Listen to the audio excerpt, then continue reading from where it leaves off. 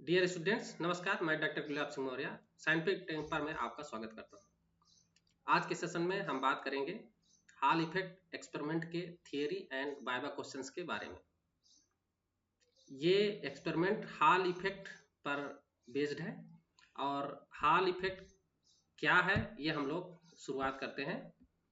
तो Hall effect basically जब semiconductor material या कोई करंट करिंग कंडक्टर जो है मैग्नेटिक फील्ड में ट्रांसवर्स डायरेक्शन में अगर मैग्नेटिक फील्ड है उसमें रखते हैं तो उसमें एक इलेक्ट्रिक फील्ड या पोटेंशियल डेवलप हो जाता है उस मटेरियल में जिसका डायरेक्शन करंट और मैग्नेटिक फील्ड के परपेंडिकुलर होता है। तो इस इफेक्ट को बोलते हैं हॉल इफेक्ट। या इसकी अगर ठीक से डिफिनीशन अगर कहें तो when a current carrying conductor is placed in a transverse magnetic field, electric field is produced in this material in the direction perpendicular to both current and magnetic field, and this voltage is called Hall voltage and this phenomena is called Hall effect. तो ये इसकी definition हो गई। अब hall effect experiment के अंदर में जो हमको जरूरत की चीजें हैं या जो एसेंशियल कंपोनेंट्स है वो हम डिस्कस कर लेते हैं। तो इस एक्सपेरिमेंट में एक सेमीकंडक्टर मटेरियल या सपोज जर्मेनियम या सिलिकॉन हम ले लेते हैं और एक कांस्टेंट करंट सोर्स होना चाहिए, एक मैग्नेटिक फील्ड का जो मैग्नेटिक फील्ड का अरेंजमेंट चाहिए जो परपेंडिकुलर डायरेक्शन में हो, और एक वोल्ट मीटर चाहिए जो हॉल वोल्टेज जिससे मेजर कर सके, और एक गॉस मीटर जो मैग्नेटिक फील्ड का स्ट्रेंथ नाप सके। तो देखिए इस सिंपल से एक्सपेरिमेंट है जिसमें कि करंट है तो करंट मेजर करने के इसमें तो कांस्टेंट करंट हम लोग देंगे और इसमें जो वोल्टेज डेवलप होगा उसको हम मेजर करने के लिए वोल्ट मीटर, और इस मैग्नेटिक फील्ड हम लोग देंगे उसका स्ट्रेंथ मेजर करने के लिए गॉस मीटर की जरूरत पड़ेगी। तो ये बेसिक इंट्रोडक्शन रहा हॉल इफेक्ट का। और हम लोग अब इसके थ्योरी के बारे में अगर जानना चाहें तो ये है सपोज कि ये करंट का डायरेक्शन सपोज इस डायरेक्शन में है मटेरियल के अंदर में, तो करंट के डायरेक्शन के अपोजिट डायरेक्शन में इलेक्ट्रॉन फ्लो करता है। तो ये देखिए इलेक्ट्रॉन है, सब करंट इधर के एक्स एक्सिस में है, तो और ये जो मैग्नेटिक फील्ड हमने लगाया है वो जेड एक्सिस में लगाया है। तो इलेक्ट्रॉन इस डायरेक्शन में मूव करेगा तो इसकी वेलोसिटी जो होगी, जो इलेक्ट्रॉन की वेलोसिटी होगी उसको हम लोग करंट फ्लो कर रहे हैं कोई बैटरी से लगा करके या इलेक्ट्रिक डीसी का जो सोर्स है डीसी सोर्स लगाएंगे, तो बैटरी के द्वारा या इलेक्ट्रिक फील्ड लगा करके जब करंट फ्लो करते हैं तो जो चार्ज में जो वेलोसिटी होती है, चार्ज पार्टिकल में जो वेलोसिटी होती है उसको हम लोग ड्रिफ्ट वेलोसिटी बोलते हैं। तो ड्रिफ्ट वेलोसिटी को दिखाने के लिए हमने वीडी कहा है। तो जब चार्ज पार्टिकल मैग्नेटिक फील्ड में मूव करता है तो उसमें एक लॉरेंज फोर्स लगता है, और Lorentz force is given by this Fm is equal to QBD cross B, where BD is drift velocity and B is magnetic field, Q is the charge। अगर ये इलेक्ट्रॉन के लिए है तो Q is equal to minus E, then BD cross B। तो इस तरीके से अगर हम देखें तो ये हो गया BD का डायरेक्शन और मैग्नेटिक फील्ड का डायरेक्शन जेड एक्सिस हो गया, और BD का डायरेक्शन माइनस एक्स एक्सिस है। तो अगर इनका देखेंगे तो VD क्रॉस B अगर देखेंगे तो इसका डायरेक्शन वाई एक्सिस आएगा, पर चूंकि इसमें माइनस साइन यहाँ है इसलिए इसका डायरेक्शन नीचे की ओर हो गया, माइनस वाई डायरेक्शन, यानी कि नीचे साइड में हो गया। तो इसलिए इस लॉरेंस फोर्स की वजह से इलेक्ट्रॉन इधर की तरफ नीचे की तरफ मूव करना शुरू कर देगा और नीचे वाली जो वो सरफेस है मटेरियल का उसमें एक्युमुलेट हो जाएगा, कलेक्ट हो इकट्ठा हो जाएगा। जब मटेरियल के ज्यादातर इलेक्ट्रॉन नीचे की ओर शिफ्ट होना शुरू हो जाएंगे तो रिलेटिवली ऊपर वाले जो सरफेस है उसमें पॉजिटिव चार्ज आ जाएंगे अपने आप। तो ऊपर पॉजिटिव चार्ज और नीचे नेगेटिव चार्ज, जिसकी वजह से एक इलेक्ट्रिक फील्ड ऊपर से लेकर के नीचे की तरफ होगी, इसको बोलेंगे हॉल इलेक्ट्रिक फील्ड, और इसके बीच में जो पोटेंशियल डिफरेंस होगा उसको बोलेंगे हॉल वोल्टेज। तो ये हो जाएगा लॉरेंस फोर्स यानी मैग्नेटिक फोर्स, पर इस इलेक्ट्रिक फील्ड जो यानी कि जो हॉल इलेक्ट्रिक फील्ड प्रोड्यूस हुआ है उसकी वजह से इलेक्ट्रोस्टैटिक फोर्स भी लगेगा। इलेक्ट्रोस्टैटिक फोर्स का डायरेक्शन क्या होगा, नीचे की ओर, क्योंकि इलेक्ट्रिक फील्ड का डायरेक्शन नीचे है, जबकि मैग्नेटिक फील्ड का डायरेक्शन ऊपर की तरफ है। या नेगेटिव की वजह से इसका डायरेक्शन उल्टा। ठीक है, तो इस तरीके से अगर देखें तो इसका जो इलेक्ट्रिक फील्ड और magnetic field at equilibrium they will be equal and therefore this F is equal to F M. और इसकी वजह से क्या हो जाएगा, minus E E H is equal to minus E B D cross B. और यहाँ से माइनस ई माइनस कट जाएगा, E H is equal to B D cross B. और इसमें क्रॉस प्रोडक्ट है, बी डी क्रॉस बी, जो cross product है वो हो जाएगा बी डी बी साइन 90। क्यों 90? क्योंकि बी डी और बी के बीच का जो एंगल है वो 90 डिग्री है, तो ये बी डी बी हो जाएगा। और जो यहाँ पर बी डी का मान है, यानी कि ड्रिफ्ट वेलोसिटी, उसका मान है माइनस जे अपान, यानी जे क्या है, करंट डेंसिटी है। तो करंट डेंसिटी के फार्मूले में अगर इसको drift velocity, drift current density का जो वो कंसेप्ट है उसमें अगर देखेंगे तो जे इज इक्वल टू माइनस यानी वी डी होता है। तो अगर वहाँ के वो फार्मूला हम अप्लाई करें तो ये हो जाएगा E H is equal to minus J B upon यानी। एंड एक और चीज हम जानते हैं कि उसमें इलेक्ट्रिक फील्ड और वोल्टेज में या पोटेंशियल में एक रिलेशन होता है कि E H is equal to जो पोटेंशियल डिफरेंस है और divided by the distance between the two plates. कौन कौन से प्लेट, जिसमें ऊपर में पॉजिटिव वाला प्लेट और नीचे नेगेटिव वाली नेगेटिव चार्ज वाला जो प्लेट है, उनके बीच में जो सेपरेशन है उसके उसका बीच में अगर रिलेशन देखें तो H is equal to B H upon D. तो इस हिसाब से ये रिलेशन इनके बीच में आ गया। अब चूंकि जे इज इक्वल टू होता है current, J is current density यानी current divided by area of cross section. तो करंट इस डायरेक्शन में फ्लो करे आई, और एरिया ऑफ क्रॉस सेक्शन क्या हो जाएगा, T into D. T into D ये cross area of cross section है, तो current density is equal to I upon T D. तो ये जे का मान ये रखेंगे इसमें, तो B H upon T is equal to minus B I upon N E T into D, जहाँ से डी डी कट जाएंगे और बी एच यानी कि हाल वोल्टेज का मान हो जाएगा I B upon Q N T. और अगर क्यू का मान अगर नेगेटिव हो यानी कि माइनस ई इलेक्ट्रॉन, तो ये हो जाएगा माइनस ई बी अपान एन ई टी। तो इस हिसाब से ये हाल वोल्टेज का फार्मूला हम लोग फाइंड आउट कर लिए।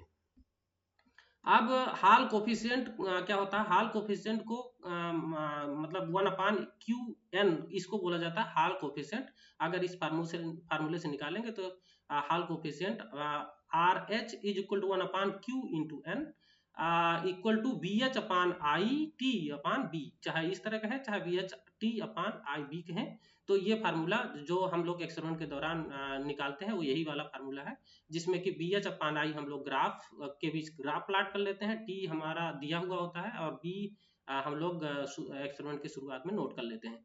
तो इस तरीके से ग्राफ से बी एच अपान आई निकल जाता है, टी हमारा सैंपल का मालूम है और बी का मान जो हमने नोट किया है उससे कैलकुलेशन करते हैं तो आर एच का मान आ जाता है। तो R H is equal to 1 अपान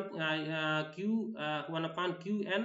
अगर क्यू चार्ज को अगर इलेक्ट्रॉन हुआ तो क्या हो जाएगा माइनस ई, और माइनस ई रखने पर R H is equal to minus 1 upon यानी। अगर ये पी टाइप सेमीकंडक्टर मटेरियल है तो एन की जगह पी हो जाएगा यानी होल कंसेंट्रेशन।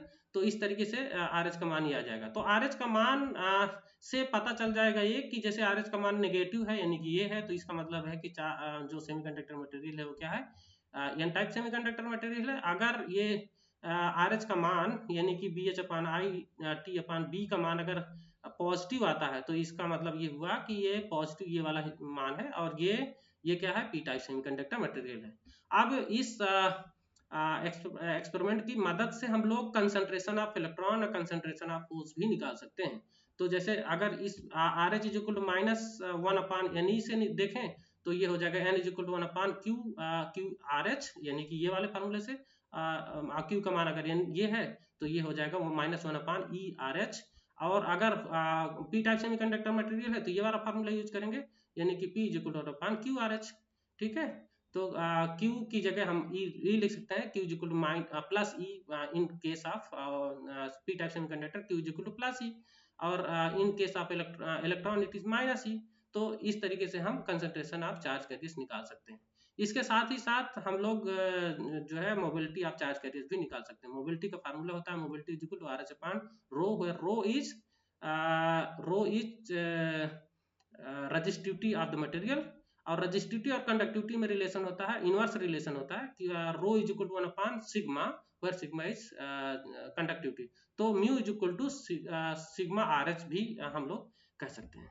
तो ये पूरा ये रहा थियरी। और इस एक्सपेरिमेंट के दौरान बेसिकली हम लोग ये देखते हैं कि सेमीकंडक्टर मटेरियल किस टाइप का है, एन टाइप या पी टाइप है, एक ये हम लोग मेजर करते हैं। दूसरा कैरियर कंसंट्रेशन हम लोग मेजर करते हैं, और तीसरा हम लोग मोबिलिटी। तो तीन जो एक्सपेरिमेंट है या तीन मेजरमेंट्स हैं इसके अंदर में, या तीन कैलकुलेशंस हैं जो ऑब्जेक्टिव थे तीन, कि एक type of semiconductor material, carrier concentration और मोबिलिटी निकालना। तो ये तीनों का ये मतलब ये तीनों का जो फार्मूला है वो इस तरीके से हम लोग पाते हैं। और अब हम लोग डिस्कस करते हैं हॉल इफेक्ट एक्सपेरिमेंट में जो वाइवा के क्वेश्चंस पूछे जाते हैं उसके बारे में। तो पहला क्वेश्चन है कि what is hall effect. So hall effect is the production of the transverse voltage across the current carrying conductor or semiconductor material when it is placed in perpendicular external magnetic field, and Hall voltage should be perpendicular to both the current and magnetic field. तो ये definition हो गई hall effect, हम लोग इसके पहले भी discuss किए थे। और दूसरा क्वेश्चन है कि why does hall voltage develop in the semiconductor material. तो ये लॉरेंस फोर्स की वजह से होता है। तो the Hall voltage is develop due to the Lorentz force which is which causes the charge carriers to accumulate on one side of the semiconductor and creating a potential difference। तो ऊपर theory में हम लोग जैसे discuss कर रहे थे उसको देखेंगे तो इसका आंसर मिल जाएगा। तीसरा क्वेश्चन है कि what is the significance of Hall effect. तो सिग्निफिकेंस क्या है कि इसको इस एक्सपेरिमेंट से हम लोग क्या क्या मेजर कर सकते हैं। तो ये है कि पहली बात ये है कि हम लोग सीधे सीधे इस एक्सपेरिमेंट से हम लोग सेमीकंडक्टर का टाइप मेजर कर सकते हैं, और कोई एक्सपेरिमेंट नहीं है, मतलब इस तरीके का कोई एक्सपेरिमेंट नहीं है जिसमें से डायरेक्टली हम लोग मतलब बता सकें। ये एक्सपेरिमेंट है। इसके अलावा भी एक आध एक्सपेरिमेंट और है, जैसे hard point probe measurement method, उससे भी बता पाते हैं। तो हॉल इफेक्ट डायरेक्ट और इजी एक्सपेरिमेंट है जिससे हम बता सकते हैं कि सेमीकंडक्टर मटेरियल पी टाइप है या एन टाइप सेमीकंडक्टर मटेरियल है। अब एक क्वेश्चन ये पूछा जा सकता है कि हॉल वोल्टेज का फार्मूला क्या है। तो हॉल वोल्टेज का फार्मूला हम लोगों ने देखा था, VH is equal to IB upon QNT, where Q is charge. अगर एन टाइप सेमीकंडक्टर मटेरियल तो माइनस ई हो जाएगा, और पी टाइप सेमीकंडक्टर तो प्लस ई हो जाएगा। तो इस तरीके से हम लोग ये देख सकते हैं। अब ये है कि एक क्वेश्चन ये पूछा जा सकता है कि what are the applications of Hall effect. तो हॉल इफेक्ट से हम लोग देख सकते हैं मैग्नेटिक फील्ड सेंसर के रूप में। मैग्नेटिक फील्ड सेंसर के रूप में कैसे देख पाएंगे कि यहाँ पर देखिए इस फार्मूले के अंदर में VH is equal to IB upon QNT है। तो अगर हमारा T कांस्टेंट हो और कोई मटेरियल है जिसका कैरियर कंसंट्रेशन ऑलरेडी निकाल रखा है, एन टाइप पी टाइप है वो पता ही होगा, और हॉल वोल्टेज मेजर करके मतलब कांस्टेंट करंट सोर्स ले लेंगे, ये भी कांस्टेंट, तो मोर और लेस मैक्सिमम पॉइंट्स कांस्टेंट होंगी। तो अगर BH यानी कि हॉल वोल्टेज मेजर करके किसी भी इन्वायरमेंट में मैग्नेटिक फील्ड कितना है वो हम लोग मेजर कर सकते हैं। तो इस तरीके से मैग्नेटिक फील्ड सेंसर के रूप में भी हॉल इफेक्ट यूज किया जा सकता है।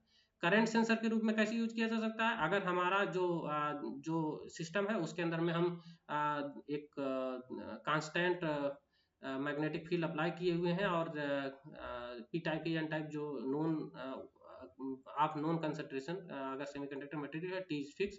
सो वोल्टेज मेजर करके हम लोग करंट भी निकाल सकते हैं इससे।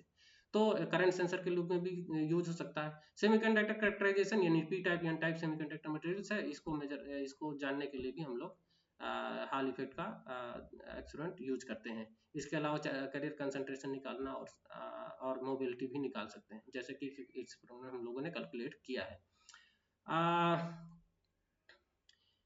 इसके अलावा ऑटोमोटिव स्पीड डिटेक्टर सिस्टम में भी ये यूज होता है। स्पेस और डिफेंस एप्लीकेशंस में भी ये यूज होता है। ये डिफेंस और स्पेस एप्लीकेशन में कैसे यूज होता है, क्योंकि वहाँ स्पेस में इलेक्ट्रोमैग्नेटिक वेव्स होते हैं जिसमें मैग्नेटिक फील्ड और इलेक्ट्रिक फील्ड दोनों होते हैं, और उसकी वजह से किसी भी इलेक्ट्रोमैग्नेटिक वेव्स देखेंगे तो उसमें एक हिस्सा इलेक्ट्रिक फील्ड का होता है, एक दूसरा उसके परपेंडिकुलर मैग्नेटिक फील्ड होते हैं, तो जिसकी वजह से उसमें हॉल इफेक्ट या कोई जैसे हॉल इफेक्ट का सेंसर अगर रखेंगे, स्पेस में रखेंगे, तो हॉल वोल्टेज मेजर किया जा सकता है और उससे स्ट्रेंथ या power of the electromagnetic waves measure किए जाते हैं।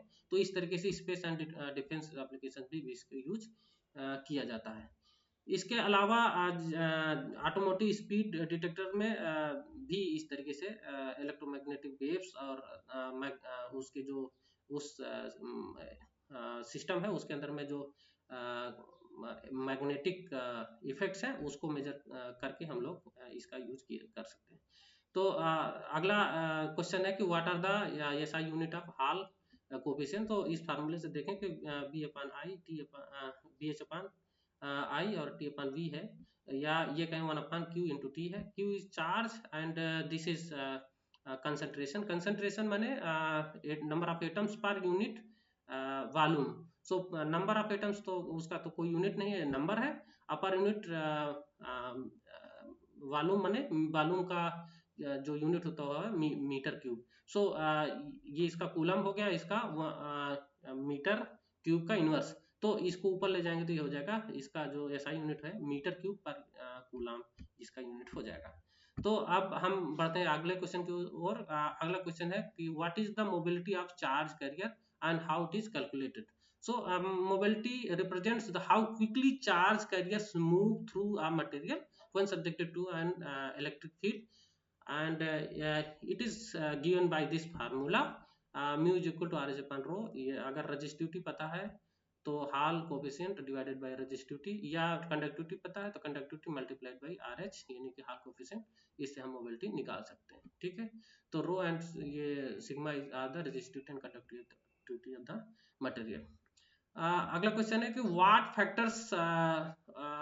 Factor affect the Hall voltage in the semiconductor material.